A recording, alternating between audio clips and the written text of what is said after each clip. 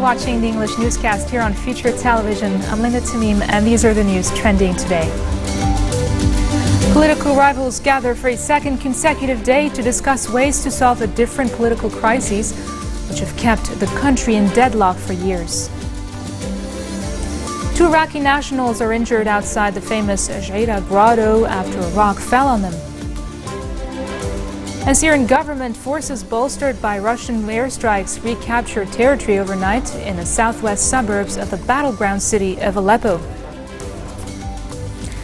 Two Iraqi nationals were injured outside the famous Jaira grotto after a rock fell on them. Paramedics transported them to the St. George Hospital in nearby Ajaltoun for treatment. Head of the Lebanese Red Cross, George Katane, said their injuries were not serious, adding that the incident took place at the main entrance of the grotto's premises and not inside the caves.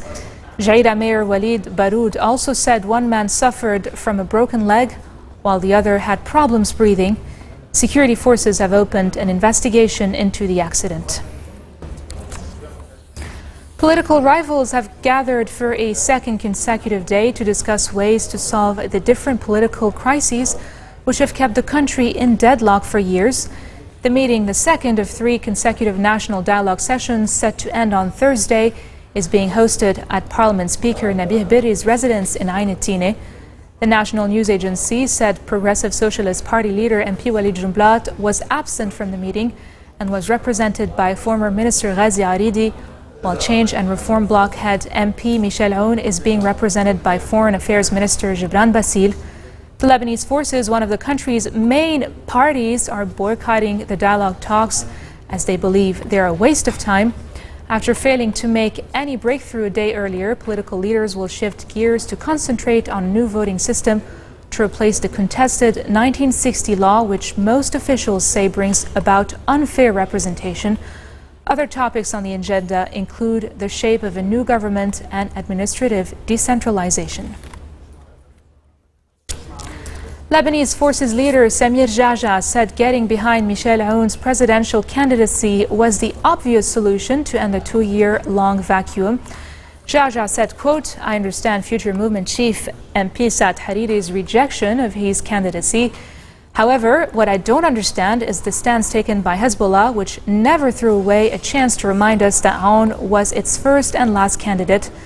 The LF accuses Hezbollah and regional ally Iran of being behind the presidential deadlock.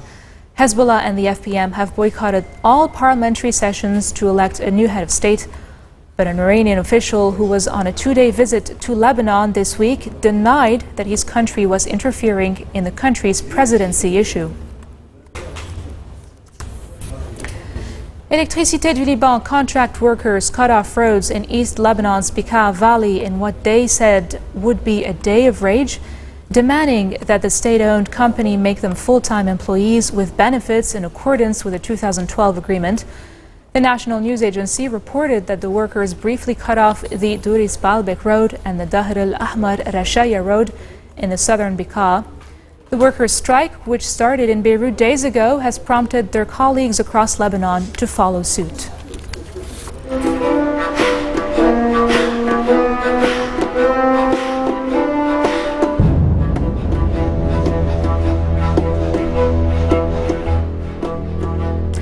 Syrian government forces, bolstered by Russian airstrikes, have recaptured territory overnight in the southwest suburbs of the battleground city of Aleppo, rolling back the short-lived gains of a rebel offensive.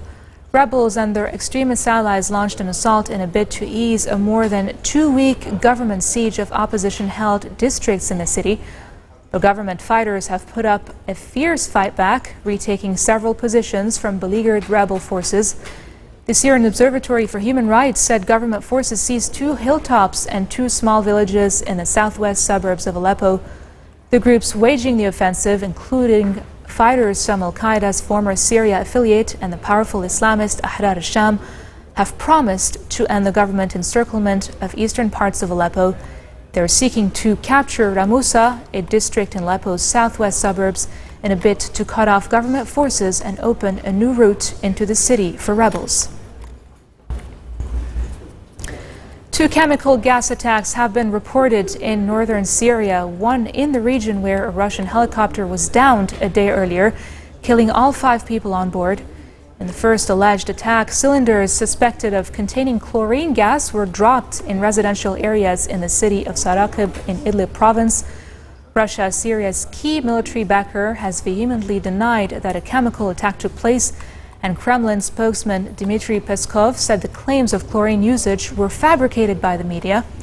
The United States is not ready to officially call the incident in Sarakib a chemical attack, but a senior U.S. official told CNN there was growing confidence that is what happened. Coming up next, an Emirates airline flight coming from India crash lands at the Dubai International Airport. Stay tuned.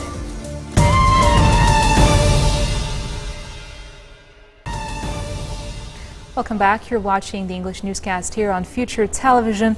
An Emirates airline flight coming from India crash landed at the Dubai International Airport.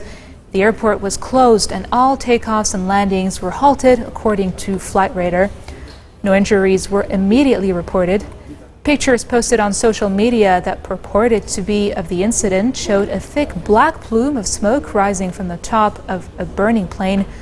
The airline said there were 282 passengers and 18 crew members on board. Turkish President Recep Tayyip Erdogan says new appointments within Turkey's gendarmerie forces are likely to be carried out in the next 48 hours after the force was brought under the full control of the government last week. Turkey has made sweeping changes to the structure of its military since last weekend, tightening government control following an abortive putsch last month, which killed 237 people and wounded nearly 2,200. The United Nations humanitarian chief says millions of South Sudanese made homeless, hungry, or both from a fresh eruption of violence are in desperate need of more assistance. Stephen O'Brien, head of the UN Office for the Coordination of Humanitarian Affairs, said on a 3-day visit to South Sudan that he feared the situation in the world's newest country could worsen. The UN says that close to 5 million people are hungry, and South Sudan's high inflation rate makes steep food prices unaffordable to many. Very intense, you can see by the spacing. There's a very intense camp here. It has got services, but it has now got an extension. We're standing on the divide as I speak, and that is now also, of course, it's going to require more for as long as it takes, whilst the violence and the cause of the humanitarian crisis that we have here, both in nutrition terms, for water provision, for removing waste, and also making sure that we have good shelter and educational opportunities, as well as protection, are made available. You can see that many people need the services, they need the support, and above all they need the protection. So we need to look not just at the bounds of the camp here, but we need to be able to look outside and think how people can be protected from the violence. And it's particularly children and women, people with medical conditions and disabled people who need the support. But equally there are many young men in particular, but men generally, who also need protection, and they are being discriminated and forced, not allowed to come to the camp very often. And that's another big challenge that we have to face.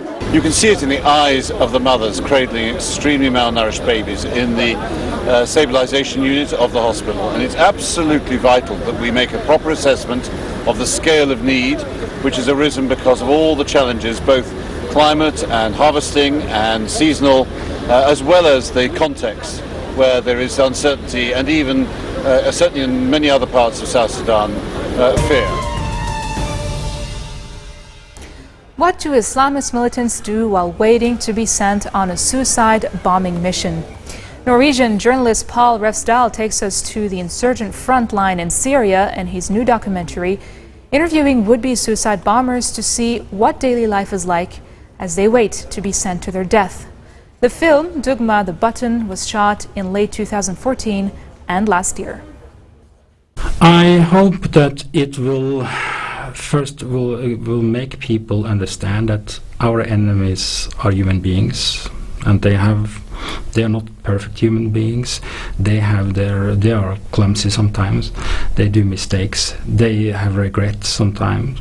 They have dilemmas. That's one thing. And if you talk about, let's say, in the documentary film world, I hope it will inspire someone else to do something similar. I mean, to try to go to the other side and just try to make a film about them. I think Al-Qaeda will be happy as long as Western journalists, give them fair treatment. And I think I did that with the Taliban, and I'm doing this in this film. I don't editorialize. I don't put a voiceover there.